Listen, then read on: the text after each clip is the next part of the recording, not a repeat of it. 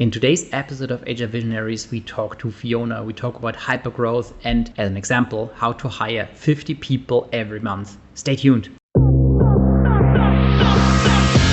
Welcome to HR Visionaries, where we unlock the secrets of modern HR. I'm Benjamin, your host. Join us as we shed light on today's HR universe with HR leaders and innovators from across the globe. Whether you're an HR pro, a business leader, or just curious about the future of work, this is your shortcut to the forefront of HR innovation. Brought to you by Hire, the AI talent attraction platform. Welcome to the latest episode of HR Visionaries. I'm very much looking forward to my guest today. Fiona, it's great to have you on. Thanks, looking forward. I'm really glad to be here as well. Fiona, can you give us a bit of background? Who are you? Nice. So I currently live in Paris during the Olympics, and it's really less crazy than expected, as discussed. I've been in the tech world for the last 15 years and mainly in SaaS businesses. And currently I'm in Mews, an hospitality management software. In a hypergrowth stage, we are growing very quickly. We are more than 1,000 employees across 15 countries. And one of the outcome might be an IPO. And currently in Mews, I'm the VP People. I oversee people business partnering, people operations, people M&A, total reward function as well. And I co-design the people engineering strategy. Did you ever want to become a leader in the HR space or in the people space? That's a good question. I wanted to be in a people HR function since I'm 17 years old, to be fair. And I know, 17. Okay. yeah, I know. I know it's really weird, but I remember my father told me at the time, I really see you in a job where you have to manage relationship and people. And since I'm very young, I'm feeling fulfilled when I'm seeing people growing. I love to help them grow and have an impact. So I really started my career in HR since the very beginning. I started a small internship in payroll. It's a small piece of HR, obviously, but since then, this is what I want to do, and I always have this desire to drive and to have an impact. So obviously, it's easier when you are in leader functions. Absolutely. And well, you just mentioned you guys are in a hyper-growth stage, 1,000 people, 15 countries. That is quite something to manage. Yeah, that's a lot. And on top of that, to be fair, we have an extensive M&A strategy. So we usually acquire, I would say, around 3 companies per year on average. So sometimes it's once every quarter that could happen, which is a lot. So when I started in Muse 2 years and a half ago, we were 400-ish employees, and we've grown so fast since then. That requires a lot of very specific skills, I would say. Some of them are hardcore prioritization because so much is going on and you need to make sure you have an impact. And I really remember myself when I started, I was like, I can be operational all the time, all day long, but if I don't prioritize strategy work, I will never be able to deliver and have any impact on the business. So you need to figure out your own operational model. And this is what I stand by since then. And I coach my team to have their own operational model as well. Well, how does an organization that is, still quite young, digest growth like that? And in particular, when you look at M&A situations. Yeah. We have amazing leaders, the founder and the CEO. I cannot say any, like, it's so positive to have them because they truly embrace the culture and the values and what it means. They show every day what it means to be a muser, and they give clarity and guidance on what is expected to be a muser, what kind of culture is expected. just to give you an example, we have an HO every month, a new hire orientation program. So every month, we onboard around 50 employees every month on average. And we, from the very start, That means 2 a day. yeah. Okay. We don't onboard to a day. Like when you are at this scale, you just have starter at the first of the month. That's it. And some exception in the middle of the month, like the 15. But during an HO, we give really clarity on what is the culture in Mews, what are the values, how we live them. We have a lot of rituals that you really understand very straight away what it means to be part of Mews. And we kept those rituals and what makes Mews so special across the growth. Well, 50 months, that's actually quite a bit, right? So that means you need to be in very close contact with the hiring managers, who they need going forward, select those people, interview, get them on the payroll. Yeah, so we have a very strong machine to absorb that. So in the people function, we have the talent acquisition function, which is a team that is ensuring we are hitting the target and we are onboarding the right people in the room. But we have a sort of operational model to work around that. We have a TA operational team that ensure that the candidate experience is smooth across from the very first point of touch until the employee starts. And we have a very precise timeline on how we get in touch on a regular basis with candidates until the day they start in NHO. And after, during NHO, we also have a proper program to make sure we set people for success. So for one example of the initiatives we've put together is a 14, 45, and 90 days catch-up. So at this time, people receive an engagement survey and they have a couple of questions to respond. And that's a point where feedback is shared between the new employee and the managers to make sure that the needs are fulfilled and the expectations are clear and met as well. Well, in a hypergrowth situation, I imagine many things still being a bit like in a startup world. So many things not being very well organized. However, what you're telling me is that, well, you have organized things incredibly well. So there's a plan for the pre-boarding, there's a plan for onboarding, there's a very structured process. I'm wondering, when did you turn the ship around a bit? So going from like, okay, we hire whoever we can get our hands on, and it's all a bit chaotic. However, it's also a bit of charming, of course, in a startup situation, to, hey, we have a very structured process for 50 people every month. I think it really started when so after the pandemic, Mews has made the right decision to be back on track on the business, and they were ready to hire more and more. And they have hired a VP of talent acquisition, James, and he's really structured the talent acquisition function to make sure that it was well organized and we're able to scale. So the way he structured the team with TA managers per function, which we call pods. So for example, we have a team manager for R&D, one for go-to-market, one for G&A. And the way it's structured is the same that in my team. So I have a people business partner manager for go-to-market, one for G&A, and one for R&D as well. And so that helps to have very good cross-collaboration across teams. So you then, of course, need to focus on or need to make sure that there's no infighting, there are clear responsibilities, there's no power grab. Yeah, and that's very clear, to be honest, because we use some tools that are basic, but that helps to clarify role and responsibilities, such as RACI model.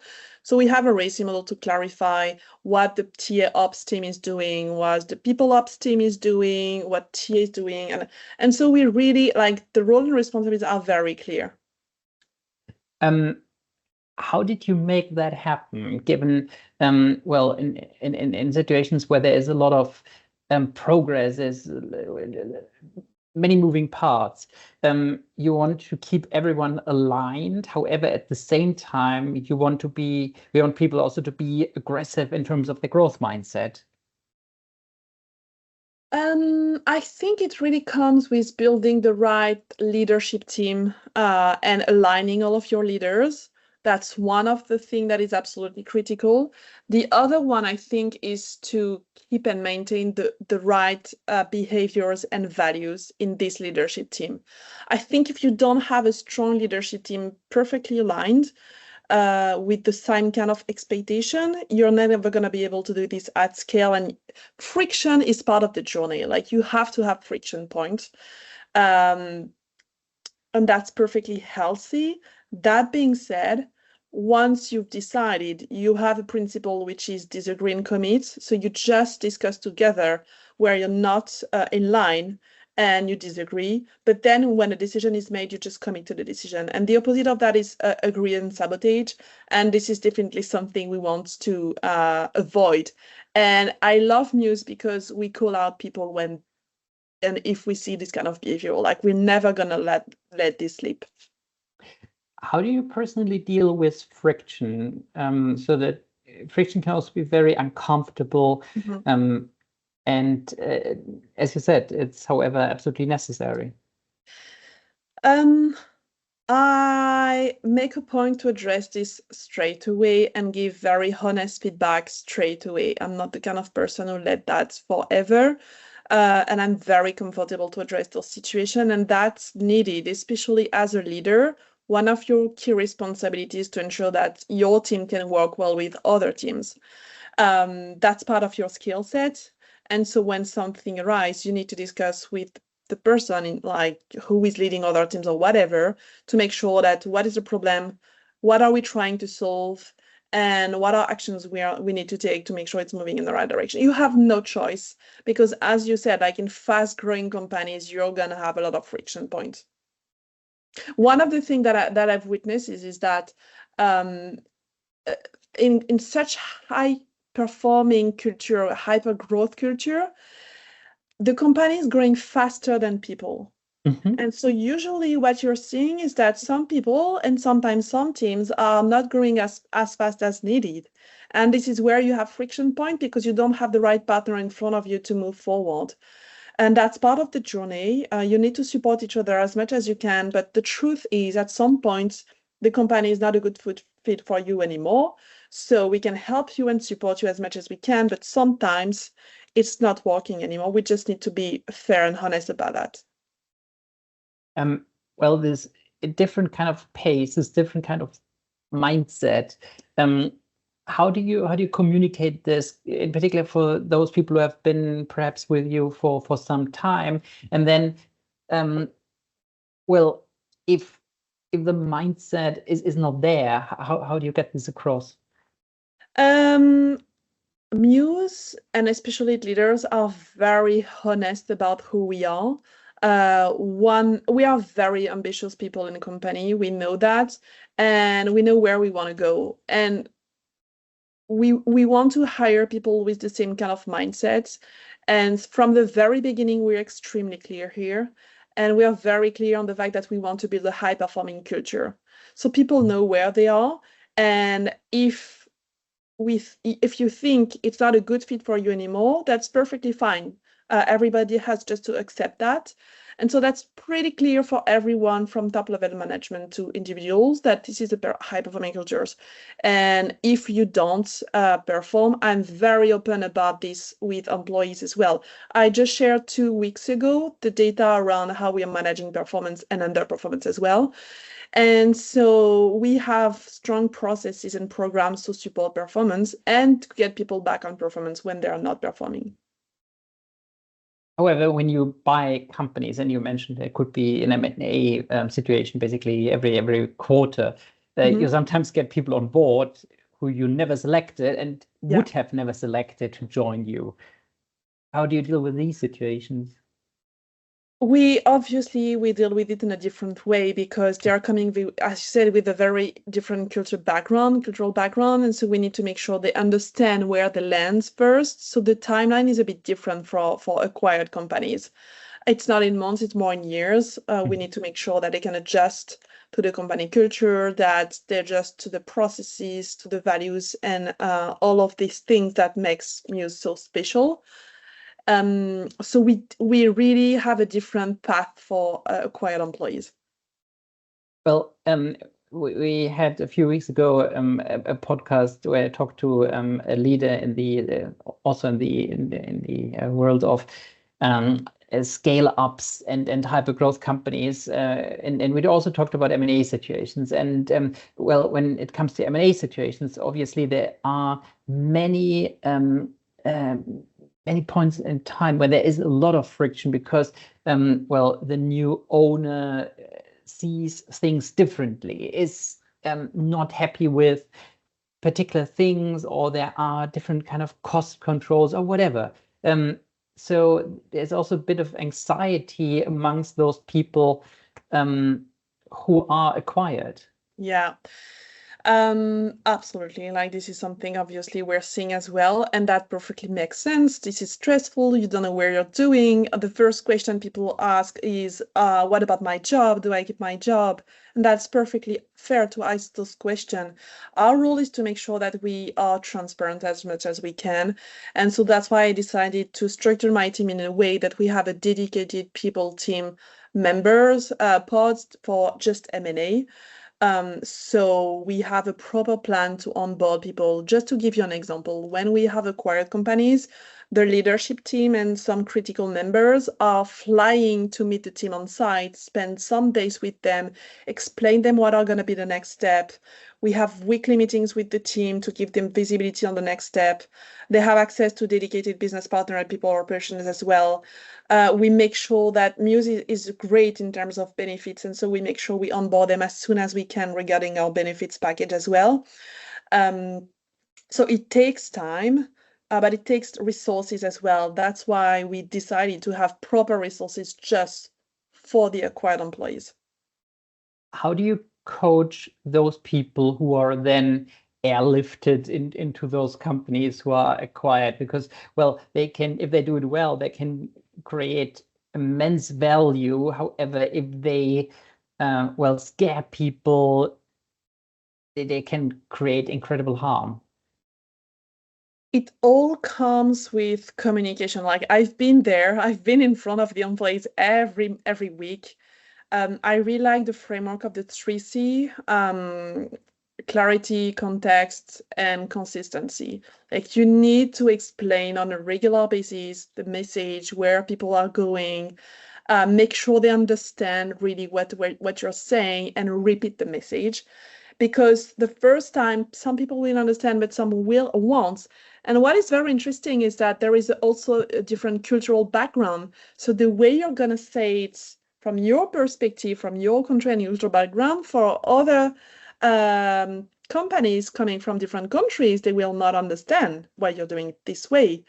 And maybe you're gonna have some confusion around the messaging. So now we are used to it. We have acquired many companies, so we know how to do it.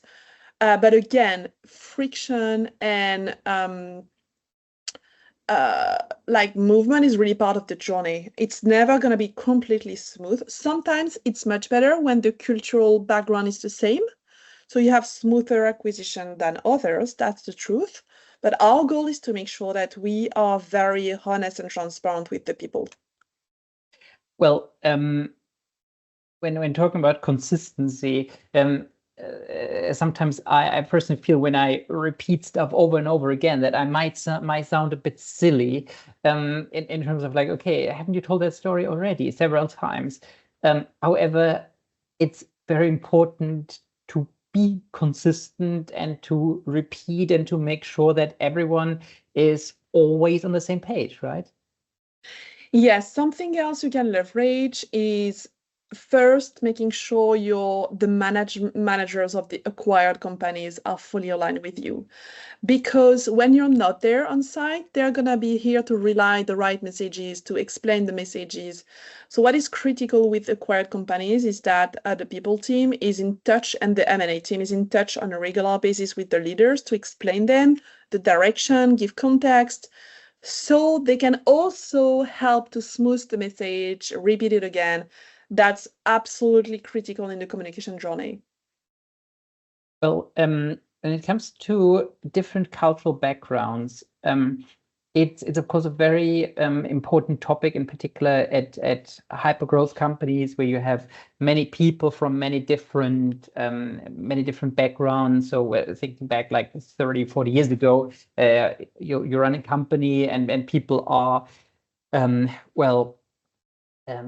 people are basically from the same 3 or 4 universities with the same cultural background. Things were easy, and I'm not sure whether people agree with me that things back were easy, but at the same time, nowadays you're facing completely different challenges with regards to many people from different parts of the world, different cultural backgrounds. How do you prepare your team for this? That's a good question. In Mews, we have people with at least different 40 nationalities. I think it's even much more than that.